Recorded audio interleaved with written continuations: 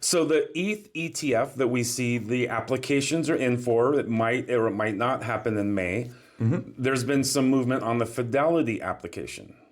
Fidelity did. Fidelity applied for ETH ETF with staking. Okay. So they want to use I don't know if it was 20% or they have a percentage they want to apply as available for staking. Okay.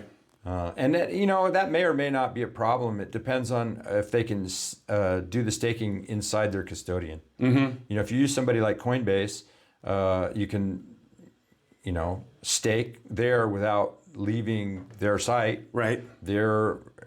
If you're on them anyway, they're your custodian. So whether you're an individual or whether you're a big company that's having them be your custodian, they're the ones managing the keys. They're the ones that's securing it in cold wallets, this kind of stuff. Right. Right. So if they're staking and you can do that yourself without leaving, then that's probably an acceptable risk profile. Sure. Right. And that makes that really unique from the BTC ETF.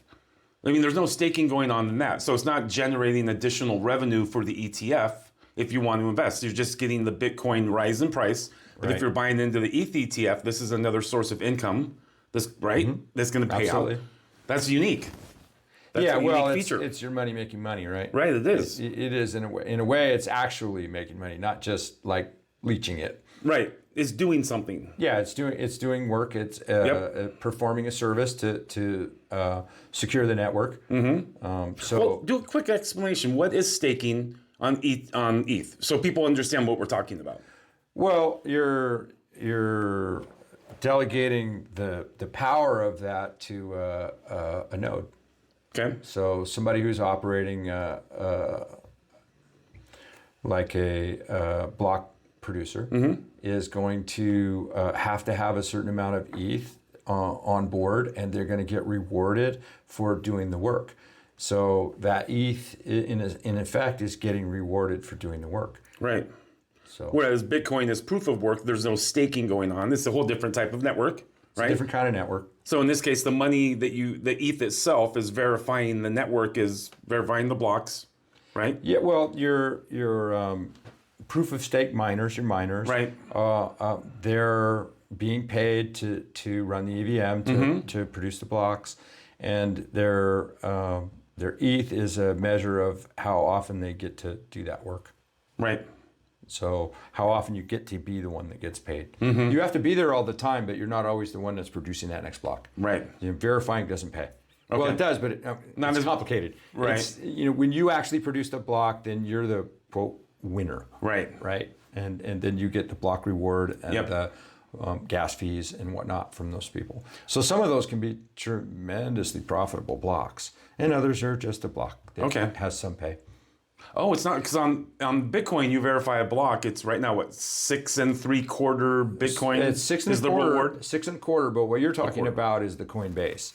Okay. So not to be confused with Coinbase, the company. Right. Coinbase is the amount of coin that's minted in the block for the block producer. For the reward. It's a reward. Right. Right. So right now it's that much every time until the halving. Yeah. But ETH, it can be different, you're saying. Yeah, well, you have gas fees. And they go up and down depending on the type of transaction. Yeah, and if you want to pay more gas, the miner can choose your transaction to include in his block to get your gas. So it's cherry picking the mempool is what it's doing. You're going out and you're looking and you're saying, oh, here's a computer program to look at the mempool and see everybody that's offering the highest gas. Right. And wherever that highest gas is, take all those transactions and put them in that block that I want to get that next block because they're paying to come faster. Yep. Right? Some of those people make mistakes and pay a lot.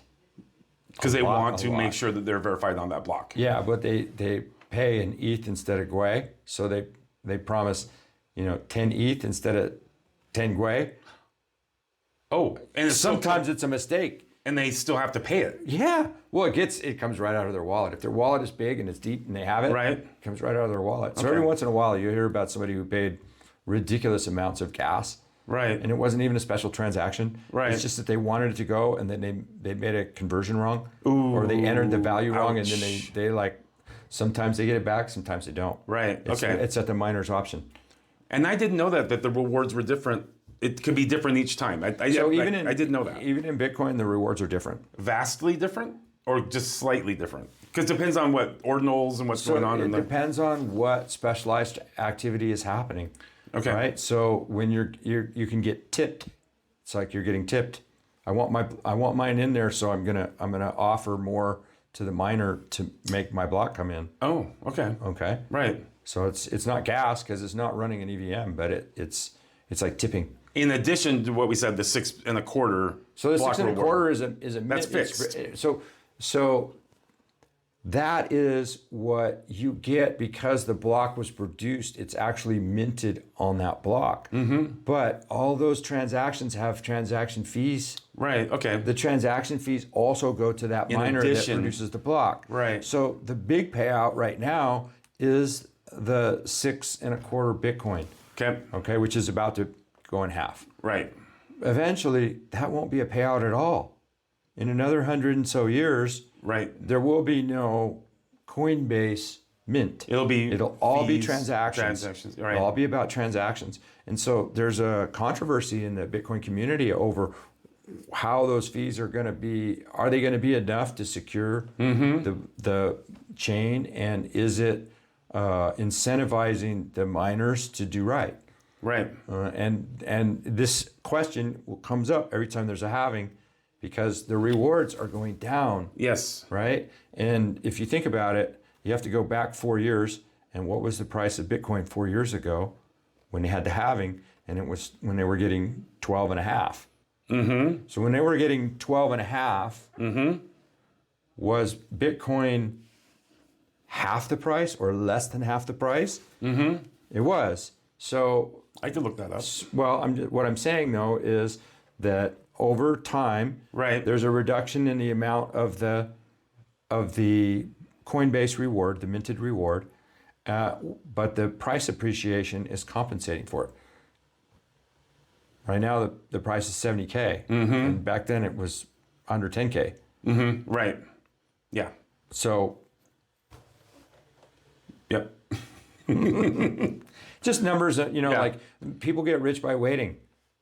We were talking about this with the guy that was in jail for 4 or 5 years in Germany. It's like, Right. it was like, if I paid you $50 million, would you spend 5 years in jail? Right. You might.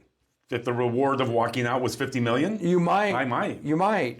You'd have to think about that, right? Yeah. I mean, I'd have to think about it. I don't think I want to do 5 years in jail. What kind of jail? It might be worth it. But Right. I'd never have to work again. Right.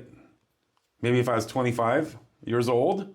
I'm just saying, and I like, could there'll pick be the- some people that take that bet. Oh, yeah. Right? And Heck yeah. and I got to think that the people that are dealing dope are probably younger people because you don't see too many 65-year-old guys trying to sell crack on the street. Right. You know? Just No. not the way it works. Right. So seems to me like the patience scale is what's wrong with most people. They want to get rich tomorrow. They want to have a meme coin run up Right. tonight and tomorrow be a millionaire. But right now we're seeing the greatest shift in the financial capabilities.